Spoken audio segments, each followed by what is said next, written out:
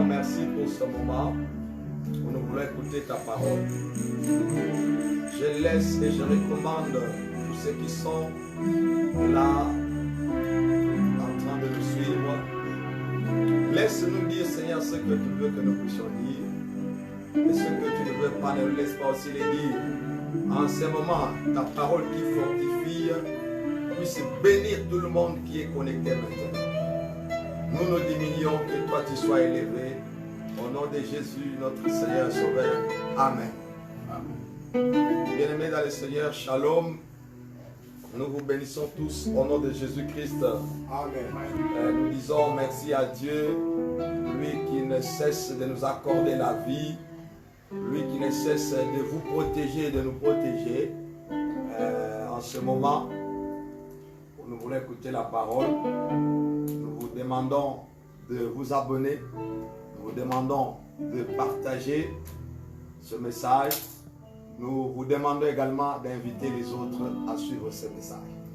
Nous sommes en train de parler depuis le dimanche passé comment maintenir la présence de Dieu.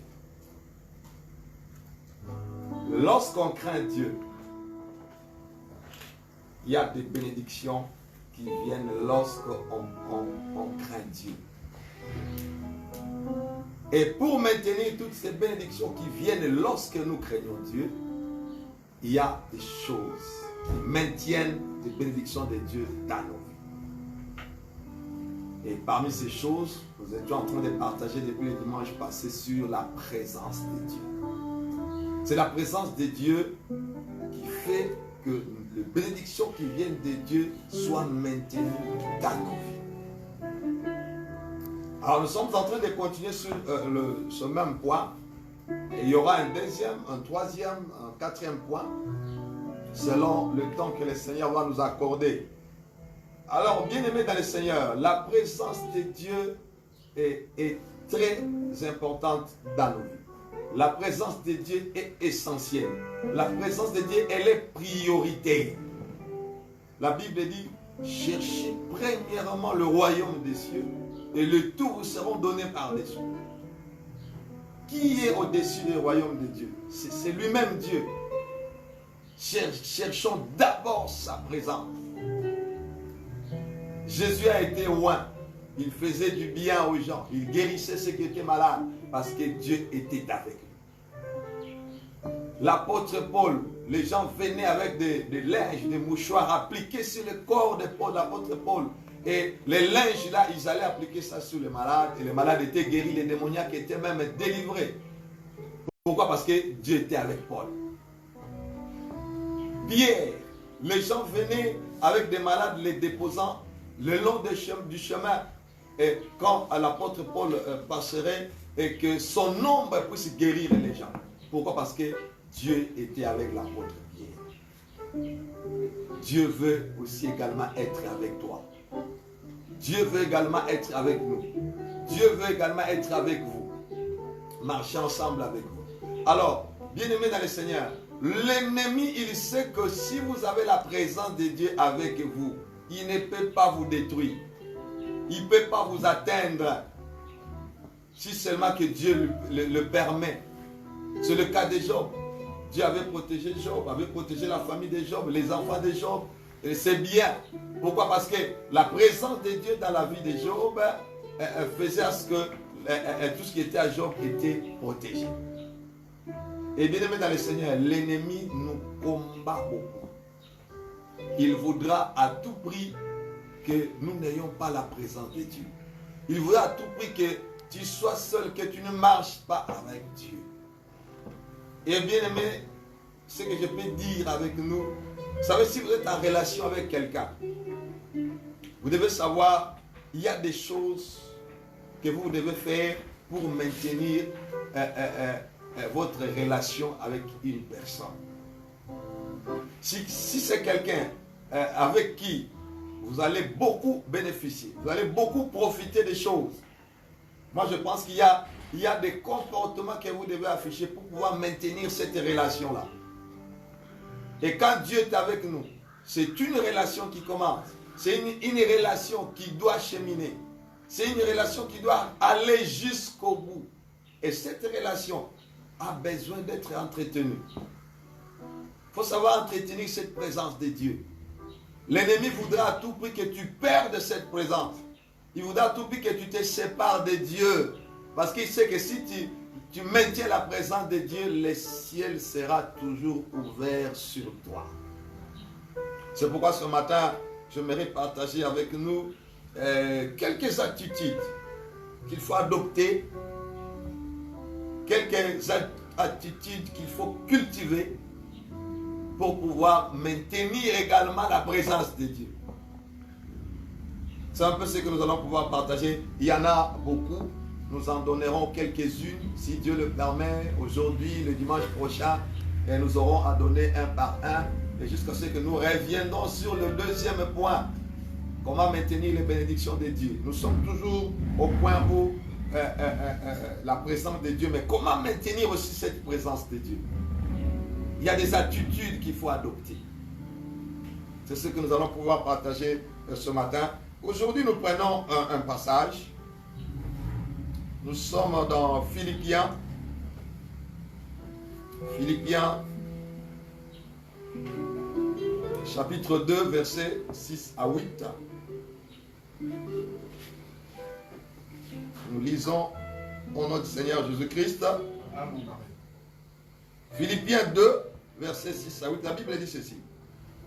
Lesquels existant en forme de Dieu, n'a point regardé comme une proie à arracher d'être égal avec Dieu, mais s'est dépouillé lui-même en prenant une forme de serviteur, en devenant semblable aux hommes, ayant paru comme un simple homme, il s'est humilié lui-même, se rendant obéissant jusqu'à la mort, même jusqu'à la mort de la croix. Parole du Seigneur. Amen. Aujourd'hui, nous allons pouvoir partager sur l'humilité. Il dit, la Bible nous parle que Jésus, lui qui était égal à Dieu, mais il n'a pas vu ça comme une proie à arracher.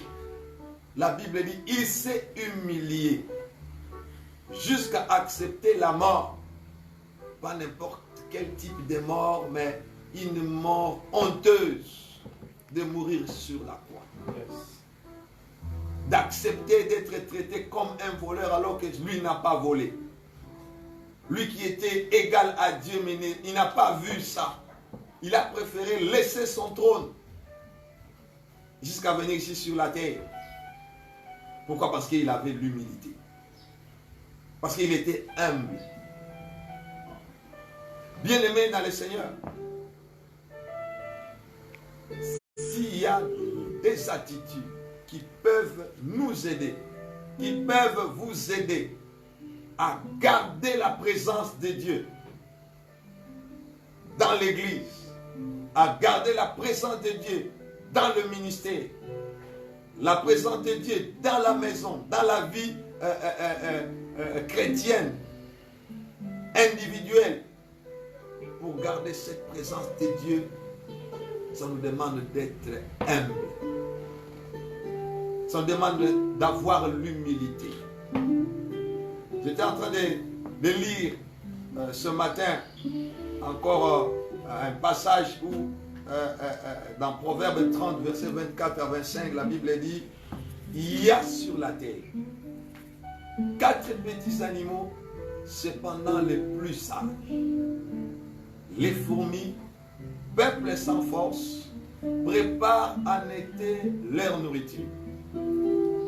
Si nous combinons avec le Proverbe chapitre 6, verset 6 à 7, là on le dit, paresseux, va vers la fourmi, considère ses voies et devient sage.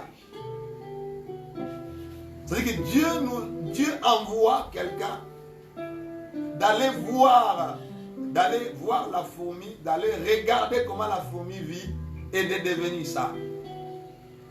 Et vous avez bien aimé dans le Seigneur, si vous appelez quelqu'un, un intellectuel, quelqu'un qui connaît beaucoup, qui lui dit, si tu vas avoir la sagesse, va regarder comment la fourmi vit, tu deviendras sage.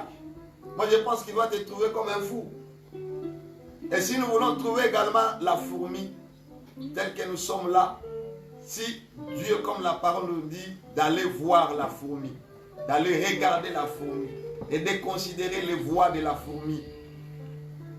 La fourmi marche là, sur le sol, par terre, sur la terre.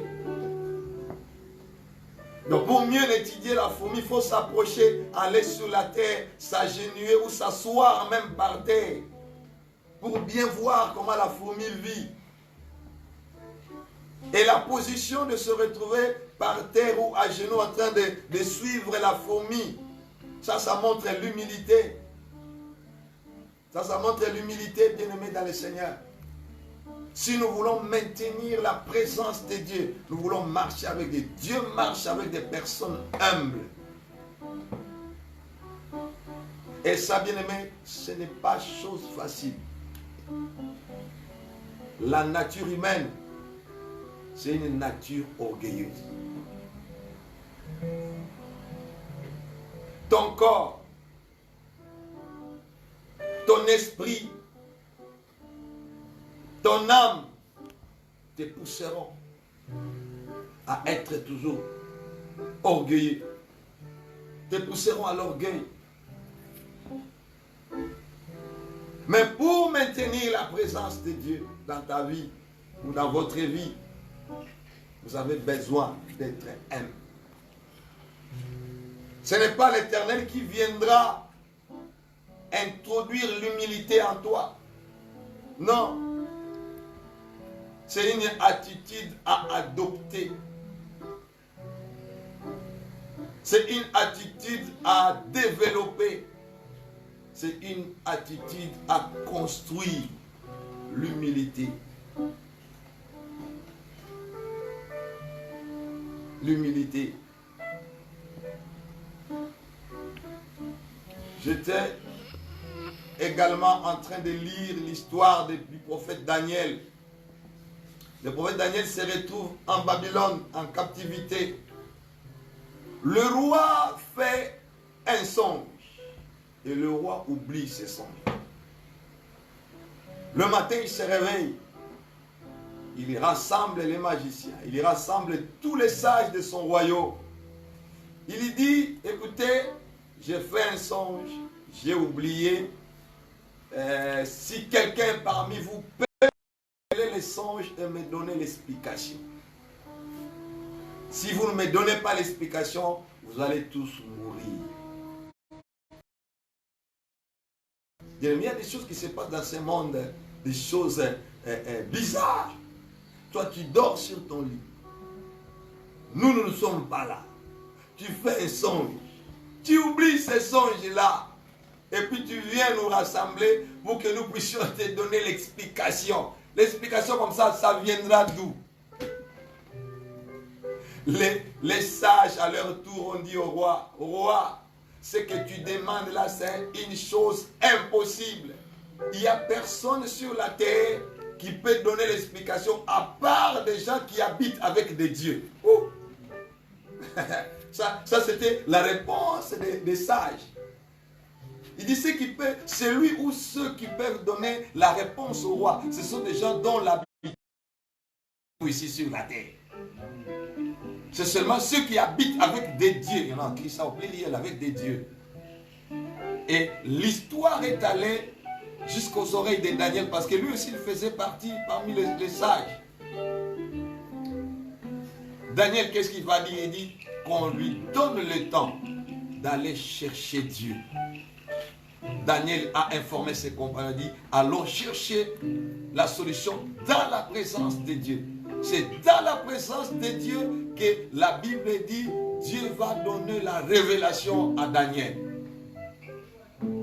Il donne la révélation à Daniel. Dieu donne les songes que le roi avait fait et l'explication, il les donne à Daniel.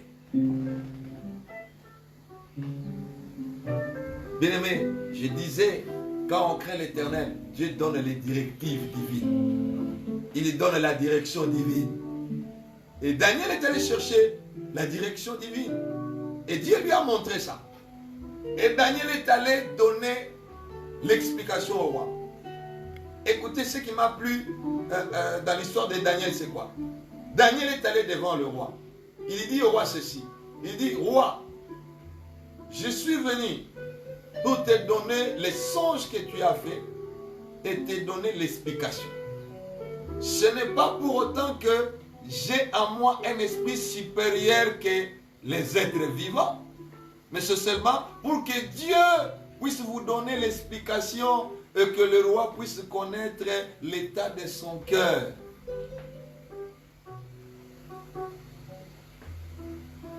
Si c'était peut-être nous, à notre époque ici, est-ce qu'on peut aller dire comme ça au roi?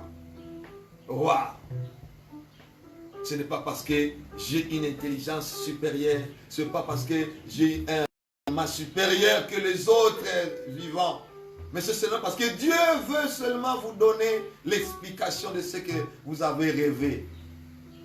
Ça, c'est l'humilité. Combien nous ne les voyons pas? Il y a des gens qui cherchent à avoir les révélations de Dieu par orgueil. Ils vont aller chercher les révélations de Dieu pour se faire connaître. Ça, c'est de l'orgueil. Ça, c'est de l'orgueil. Daniel n'est pas allé chercher la révélation parce qu'il voulait se faire connaître. Daniel est allé chercher la révélation parce que sa vie dépendait de cela. S'il n'avait pas la révélation, Daniel allait mourir. Daniel allait mourir. Qu'est-ce que nous ne voyons pas? Combien de gens viennent avec des révélations ces derniers temps? Il nous donne des révélations, il y aura ceci, cela, il y aura telle histoire va arriver, Dieu m'a dit ceci, prenez mon numéro de téléphone, et prenez si c'est les cheveux, mettez dans l'eau, buvez, vous serez protégés, et tout ça. Il est maintenant le Seigneur. Toutes ces révélations, les gens cherchent à les partager, à dire aux autres, en retour, ils attendent qu'ils soient élevés par orgueil. C'est ce qu'ils cherchent. C'est ce qu'il cherche. Celui qui est humble, si Dieu lui révèle quelque chose, il y a de ces choses-là, Dieu peut te révéler à toi pour ton édification à toi seul. Il y a de ces choses-là, Dieu ne te révèle pas pour partager avec les gens. Mais nous voyons les gens même se chamailler. Les gens cherchent même à aller aux chaînes de télévision pour donner des messages. Regardez, ça arrivera, ça arrivera, ça arrivera. Et après, là, ils donnent le numéro de téléphone pour que l'on sache, ce sont des grands serviteurs de Dieu, des oins de l'Éternel. Oui, bien-aimés, nous vous les concédons, vous êtes des oins de l'Éternel. Mais bien-aimés, soyons humbles. Soyons humbles. Moïse était humble. Il marcha avec Dieu à cause de l'humilité. Ne regarde pas ta position. Ne regardez pas votre position que vous occupez. Sinon, ça vous éloignera de la présence de Dieu. Ça vous éloignera. Je me rappelle un jour, quelqu'un est venu me chercher pour que j'aille chez lui. Chez elle, c'est une dame, une grande autorité. Son mari était malade, mais elle ne m'avait pas dit que le mari était malade. Alors je suis allé chez la dame. Je suis arrivé devant la parcelle, la barrière était fermée. Il y avait un soleil accablant. Je suis resté dehors. J'ai appuyé à la sonnerie qui était à la porte. Quelqu'un est venu. Un vigile est venu là. Il m'a regardé seulement au travers d'un trou. Il me dit, c'est qui? Je dis, non, moi c'est l'apôtre Joël. Je suis venu parce que madame me cherche. Je suis là. Le monsieur est retourné sans me dire aimant. Il est parti. Il a mis plus d'1 heure. Moi, je suis resté dehors sous un soleil accablant. Alors, je suis resté quelques minutes sans aucune réponse. Et en moi là, l'homme bouillonnait. L'homme bouillonnait à moi. Il dit, écoutez, vous êtes serviteur de Dieu. On est venu vous chercher à la maison. Et vous venez là, on n'ouvre pas la porte, on ne vous fait aucun signe. Vous êtes sous le soleil. Rentrez. Retournez à vous. Ça, c'est l'homme. Il parlait à moi, il bouillonnait parce que le soleil aussi frappait. Hein? Vous connaissez chez nous, ici en Afrique, le soleil pique. Et bien, dans le Seigneur, j'étais là, et la colère aussi commençait à monter à moi là. J'ai dit non, je dois rentrer chez moi, rester sous les soleils. Il n'y avait aucun endroit pour s'abriter. Oh, que Dieu soit loué. J'ai entendu seulement cette voix douce là qui me dit, tu n'es rien. Si on est venu te chercher, c'est à cause de moi l'Éternel. Ce n'est pas à cause de toi. Et tu ne sais pas ce qui se passe à l'intérieur. Tu ne sais pas ce qui se passe à l'intérieur. Toi, tu dois toujours attendre là, jusqu'à ce que le Messie là reviendra. Et j'ai senti à moi que je devais attendre. J'ai pris tous mes galons, j'ai déposé ça. J'ai dit, je reste sous le soleil jusqu'à ce que je veux savoir qu'est-ce qu'il y a à l'intérieur. Et bien aimé, l'homme me poussait, l'homme, le moi, à l'intérieur de moi, l'homme bouillonnait. Non! Si on vient, on te trouve ici, c'est comme un mendiant. Qu'est-ce que tu viens venir chercher ici? Mais l'humilité que j'ai toujours recherchée, que j'ai toujours voulu, l'humilité aussi me disait, sois humble. Il n'y a rien qu'on t'a humilié là. Tu ne sais pas ce qui se passe à l'intérieur. Et 1 heure du temps après, je veux voir la dame elle-même sortir. On me dit, mes excuses mon apôtre. J'étais avec mon mari qui est malade au salon. Et au moment où vous vouliez entrer, tellement qu'il est malade, il a fait ses besoins dans le salon, je m'excuse. Et j'étais en train de nettoyer pour que lorsque vous allez entrer, que vous ne puissiez pas sentir des mauvaises odeurs. Raison pour laquelle on m'a traîné. Je me suis dit, si j'étais parti, je serais coupable devant le Seigneur à cause de l'orgueil. Dieu résiste aux orgueilleux et il fait grâce aux humbles. C'est dans Jacques chapitre 4. Dieu fait grâce aux humbles. C'est-à-dire que si tu es humble dans ta vie, tu vas maintenir la présence de Dieu tout autour de toi. Si dans votre maison, vous êtes humble, la présence de Dieu sera avec vous. Est-ce que vous savez qu'il y a des familles sur cette terre, la famille remplie de gens orgueilleux? Il y a des gens comme ça. Toute la famille, des orgueilleux dans le sang. Mais vous devez être humble pour que Dieu reste avec vous dans votre maison. Vous devez être humble pour que Dieu soit avec vous dans votre ministère.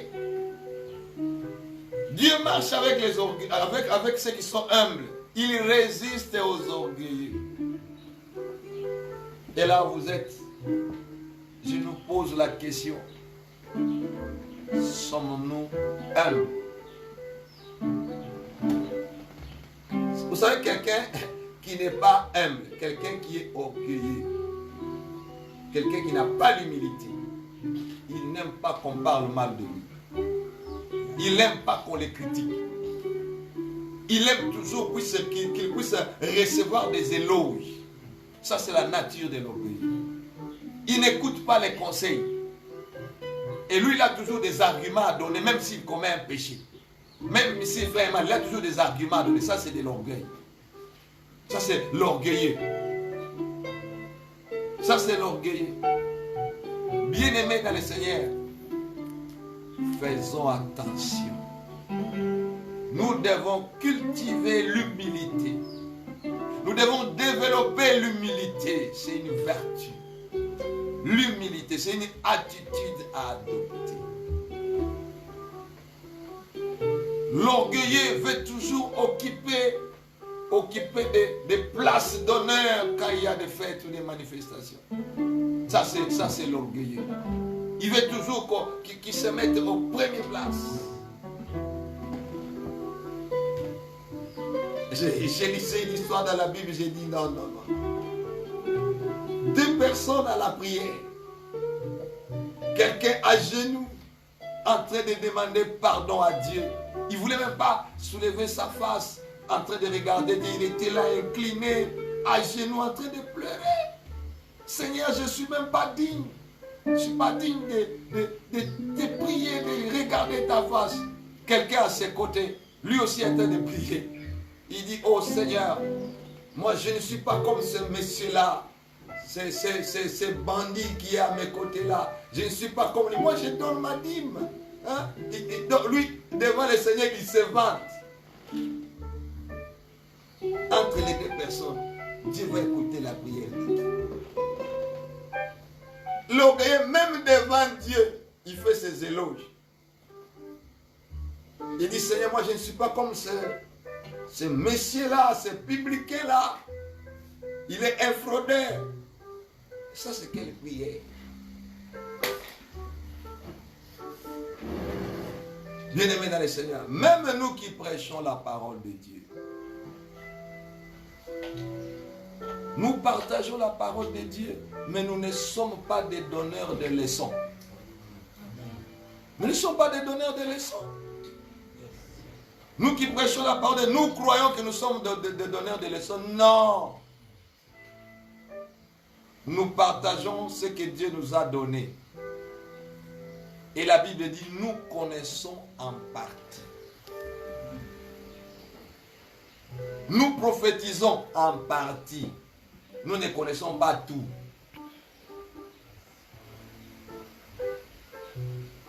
Vous qui voulez devenir des prophètes pour dire Dieu m'a dit ceci, Dieu m'a... Tout ça c'est par orgueil. Avant que le coronavirus ne vienne, vous étiez où? Vous étiez où?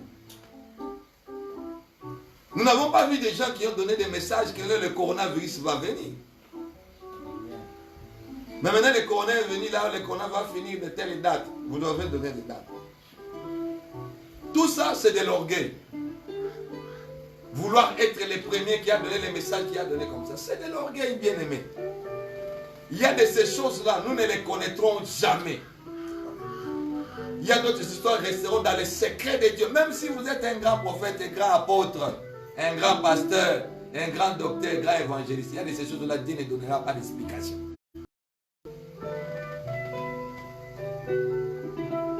L'humilité précède la gloire. L'humilité. Si vous voyez quelqu'un aime, je vous donne l'autorisation de prophétiser sur lui. Dites, vous serez grand. Même si vous n'êtes pas prophète, je vous autorise. Si vous voyez quelqu'un est humble, dites-lui, toi là, je te vois élevé. Tu verras ça s'accomplir. C'est la prophétie par excellence. Et quand tu vois un orgueilleux, prophétise aussi devant lui. Dis-lui, toi là, je vois que tu vas tomber. Tu verras, ça va se réaliser. On connaît les vrais prophètes quand le message se réalise. Lorsque vous voyez un orgueilleux, je vous l'ai dit, dites-lui, je vois que vous allez tomber. Ce n'est pas que vous souhaitez, c'est ce que dit la parole. L'orgueil précède la chute. L'orgueil précède la chute. Bien-aimés dans le Seigneur, si vous voulez remarquer certains signes d'orgueil, regardez seulement quand quelqu'un est bien vêtu, quand il sait qu'il s'est habillé chiquement. Même si vous ne les regardez pas dans les scènes, vous allez remarquer les signes. L'orgueil de la va les pousser. cherchons l'humilité. Parce que si nous sommes humbles, Dieu marchera ensemble avec nous. C'est à cause de l'orgueil que l'ennemi a été chassé dans les cieux. Que le diable a été chassé. C'est pas orgueil. Il voulait occuper la place de Dieu. Et il a été précipité.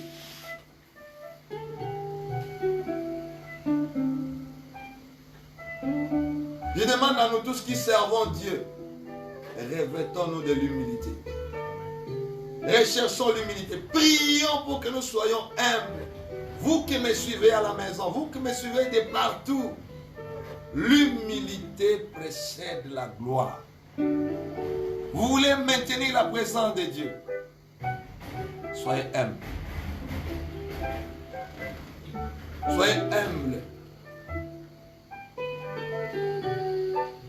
Vous savez, il y a des gens, aujourd'hui, ils ont des problèmes dans leur vie.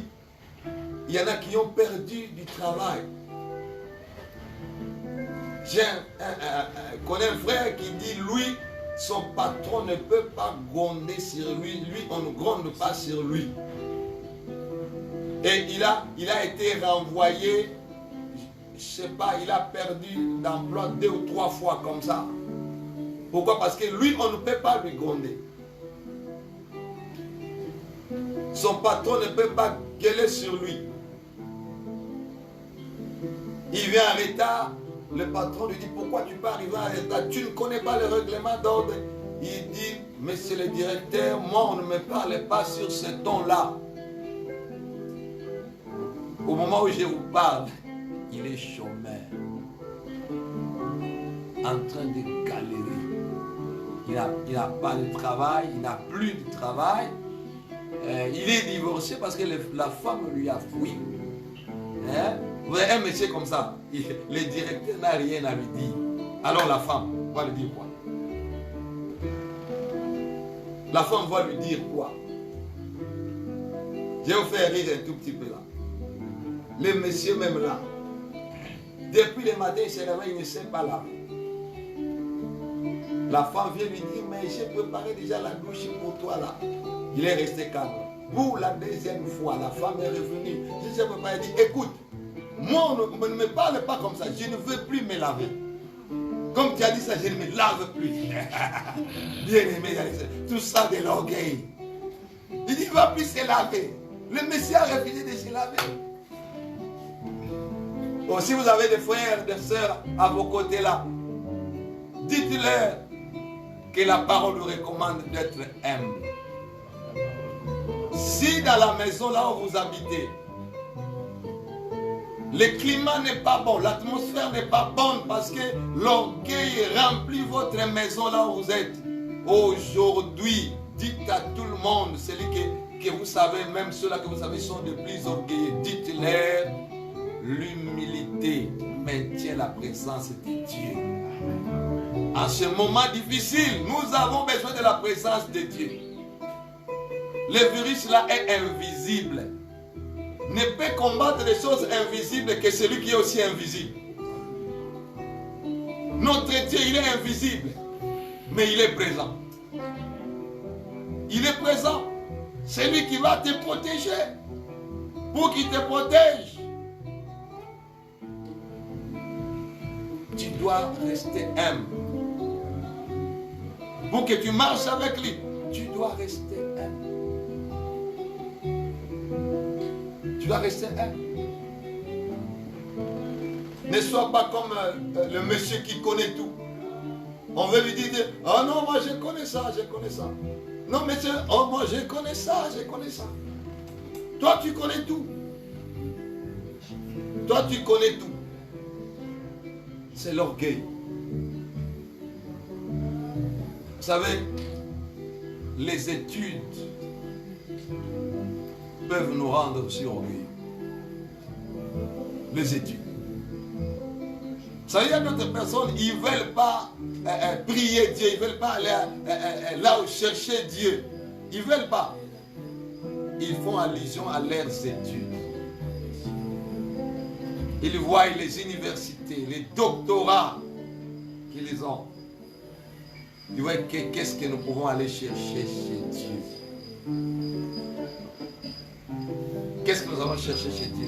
Ceux qui vont chercher Dieu, ce sont des gens qui ne sont pas intelligents, ce sont des gens qui n'ont pas réussi dans la vie, c'est pourquoi ils cherchent Dieu. Notre Dieu, l'intelligence que nous avons, c'est notre Dieu. Il y a des gens qui réfléchissent comme ça, à cause de l'orgueil. À cause de l'orgueil. Vous savez, il y a un moment où la science échoue devant Dieu. La science échoue.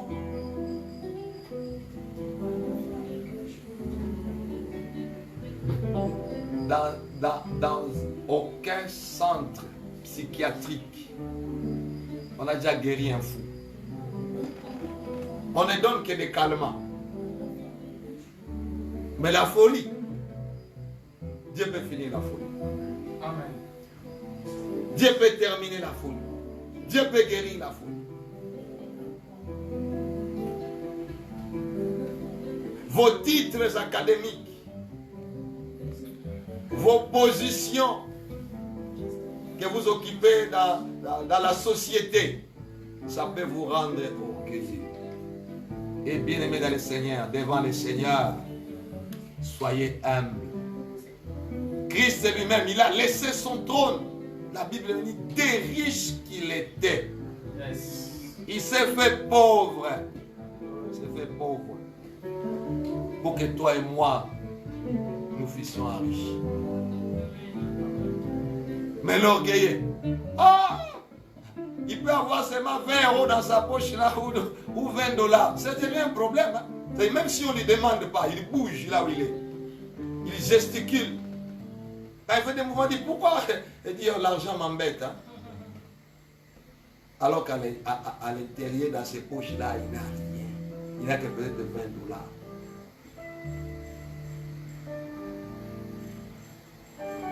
Il n'a que 20 $ ou 20 €.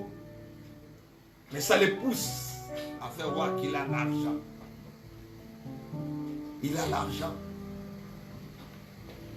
J'ai déjà vu quelqu'un, il va, il attrape un diamant là, il vend, il a beaucoup d'argent directement comme ça. Il entre dans une boutique d'habillement comme ça. Il a commencé à s'acheter des habits, tout ça. Et il est allé même acheter les bottines de football. Il achète des bottines de football. Mais il dit, mais ce que tu as acheté là, toi tu n'es même pas un joueur de football. Ça, ce sont des bottines de foot. Et il dit, les bottines ont des crampons. Les crampons là me permettent d'être au-dessus des autres. Ça c'est l'orgueil. Ça c'est l'orgueil. Permettez-moi de vous faire rire un peu parce que vous êtes en train de traverser des moments difficiles. Et il y a parfois les gens, vous êtes toujours frustrés, stressés. Hein? Je suis en train de vous raconter aussi des petites histoires pour vous déstresser. Hein? Pour que vous vous sentiez aussi bien là où vous êtes à la maison. Moi, j'aime quand les gens sont dans la joie. J'aime les gens quand les gens sont détendus. Hein? Que Corona là ne puisse pas nous décourager. Dis à la personne qui est à tes côtés, l'humilité précède la gloire. Et je suis en train de voir, vous là devenir humble. Je suis en train de vous voir en train de construire encore l'humilité dans vos vies. Et bien aimé, là, vous êtes, c'est tel que vous êtes là. Vous n'avez pas besoin d'un prophète. Seulement ce que nous déclarons là. Nous déclarons déjà, nous vous voyons déjà comment vous serez dans la gloire. À cause de l'humilité. À cause de l'humilité. Mais vous savez, Dieu peut vous utiliser, vous donner un message comme ça qui ne s'accomplit pas. Mais c'est lui qui vous a donné le message. Et tout ça, il veut voir si vous développez l'attitude de l'humilité. Parce qu'il y a des gens qui disent, moi tout ce que j'ai dit, c'est que Dieu me donne là, ça s'accomplit toujours. Mais Dieu aussi peut permettre que ce que vous avez dit là ne puisse pas s'accomplir. Il va regarder. Vous savez pourquoi Jonas n'a pas voulu aller à Ninive? C'est aussi de l'orgueil. Et pour lui là, on l'a amené par force à Ninive et il a donné des prophéties que l'Éternel va détruire, Et les gens se sont repentis. Quand les gens se sont repentis, et puis Jonas se fâche. Il dit, Seigneur, je savais que toi tu es miséricordieux, tu pardonnes. J'ai donné le message que tu vas frapper. Maintenant tu ne frappes pas. Je savais, regarde maintenant ce que je suis devenu. Vous donnez des messages pour que les gens puissent mourir. Pour qu'on sache que vous êtes un vrai prophète. Non. Si Dieu vous montre que les gens vont mourir, agenouillez-vous. Priez pour demander la miséricorde de Dieu pour ces gens-là. N'attendez pas qu'ils meurent pour que vous puissiez dire non, vos révélations s'accomplissent. Ça, c'est l'orgueil. Et le Seigneur fait pour donner la leçon à Jonas, il fait pousser sur sa tête là une fleur là. Et puis, il était très content quand tout le monde le voyait avec une fleur sur la tête. Jonas. Oh, la fleur là, elle est belle sur ta tête. Et puis à un moment, Dieu envoie un insecte. L'insecte pique la fleur là et la fleur va se faner. Jonas commence à regretter. Seigneur, il dit, toi la fleur est sortie seulement aujourd'hui. Et la fleur là, ça n'a t'a coûté rien du tout. Un insecte est venu piquer la fleur, tu regrettes. Alors moi, les êtres humains, Jonas, tu voulais que je le tue. Alléluia. N'attendez pas que les gens meurent pour que vous puissiez dire que vous êtes un bon. Ne souhaitez pas le malheur de vos ennemis. Ne souhaitez pas le malheur des gens qui vous ont fait du mal. Soyez humbles. Soyez humbles. Dieu vous élèvera au temps convenable. Que Dieu vous bénisse. Amen. Je dis que Dieu vous bénisse. Amen. Dieu vous élèvera au temps convenable. Je prie que l'humilité soit votre partage. Que le Seigneur puisse nous aider à avoir l'humilité. Comme de Daniel là. Il donne des messages profonds. Mais il attribue tout cela à Dieu. Vous savez, j'ai lu dans le passage de quoi la vie 1 Samuel chapitre 17 verset 32. Nous allons terminer par là. Goliath était devant le peuple d'Israël. Tout le monde était en train de fuir pour combattre Goliath. Et bien aimé dans le Seigneur, le jeune David, il va voir le roi Saül pour lui dire que personne ne te décourage à cause de ces Philistins. Ton serviteur ira se battre avec lui. Ça, c'est le jeune David. Nous savions tous que le roi Saül, c'était un roi déjà rejeté par Dieu. Et nous savons nous tous aussi que David a été loin pour remplacer Saül. Mais regardez, il va vers celui qui était loin mais rejeté pour lui dire, moi j'irai me battre, moi ton serviteur. Au jour d'aujourd'hui, vous savez que celui-là, Dieu l'a rejeté. Vous allez l'appeler même loin. Vous pouvez aller vous dire que non, moi je suis son serviteur. Ton père, même s'il a péché, il reste ton père. Vous comprenez ce que j'ai dit? Votre père, même s'il a péché, il reste votre père. Prenez seulement les vêtements. Allez à reculons. Couvrez sa nudité. Est-ce que Congolais vous comprenez? Que Dieu vous bénisse.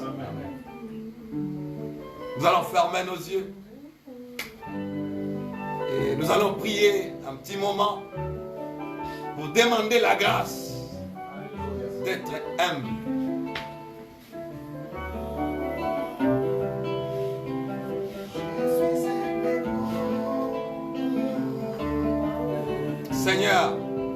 merci pour ta parole. Merci Seigneur de nous avoir prêché sur l'humilité. Laisse que le Saint-Esprit continue à œuvrer dans nos cœurs pour que nous puissions développer, construire l'humilité. Seigneur des grâces, pardonne-nous de tout orgueil. Pardonne tous mes bien-aimés pour l'orgueil. Mon Seigneur, mon Dieu, mon roi. Je sais qu'en ce moment où les gens sont confinés, il y a des problèmes, Père éternel de gloire. Dans d'autres maisons, il n'y a pas la paix à cause de l'orgueil. Dans d'autres services, sociétés, il n'y a pas la paix à cause de l'orgueil. Dans d'autres églises, il n'y a pas la paix à cause de l'orgueil, Seigneur. Père, nous te demandons qu'il y ait l'humilité dans nos cœurs. L'humilité dans tous ceux qui nous suivent en ce moment. Père, étends ta main. Étends ta main, mon Seigneur, mon Dieu, mon roi. Nous voulons être comme toi, Jésus. Nous ne voulons pas occuper nos postes, Père éternel de gloire. Nous ne voulons pas, Père éternel, de regarder nos titres, Père éternel de gloire. Nous voulons beaucoup plus, Père éternel, nous humilier au pied de ta gloire. Nous voulons nous humilier devant ton trône, Seigneur. Apprends-nous à nous humilier. Apprends-nous, Père éternel, à nous voir inférieurs par rapport aux autres, éternels. Seigneur, souviens-toi de tous ceux qui sont malades en ce moment. Étends ta main, Jéhovah Rapha, pour les guérir. Seigneur, étends ta main dans la vie de toutes les personnes qui ne savent pas dormir en paix, parce que leur cœur est troublé, parce que leur cœur est brisé, Seigneur. Qu'ils dorment, Père éternel, qu'ils trouvent le sommeil facilement. Que la paix soit dans leur cœur, mon Seigneur. Dans les maisons où il n'y a pas l'entente, Seigneur, nous prions que l'humilité soit leur partage. Que chacun de ses conjoints puisse s'humilier, Seigneur, pour que toi, Jésus, tu sois élevé.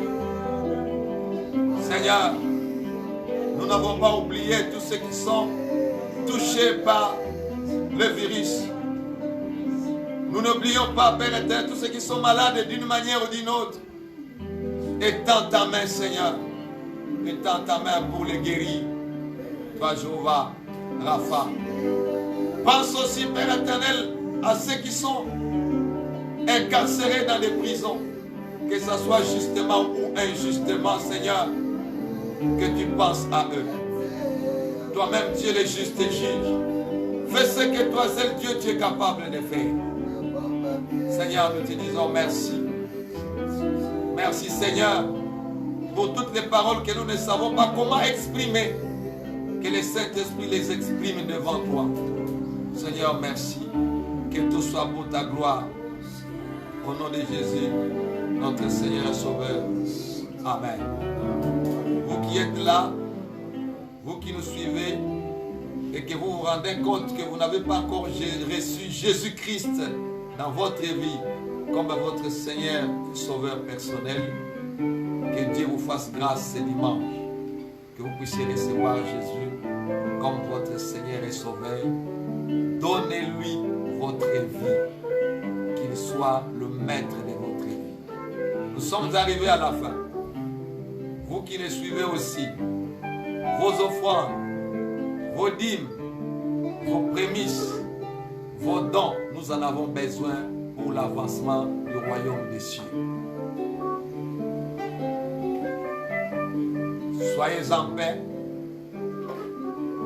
Que Dieu soit avec vous. Nous allons nous retrouver encore le dimanche prochain. Prenez soin de vous. Au nom de Jésus. Bye. Bye. Que Dieu vous bénisse.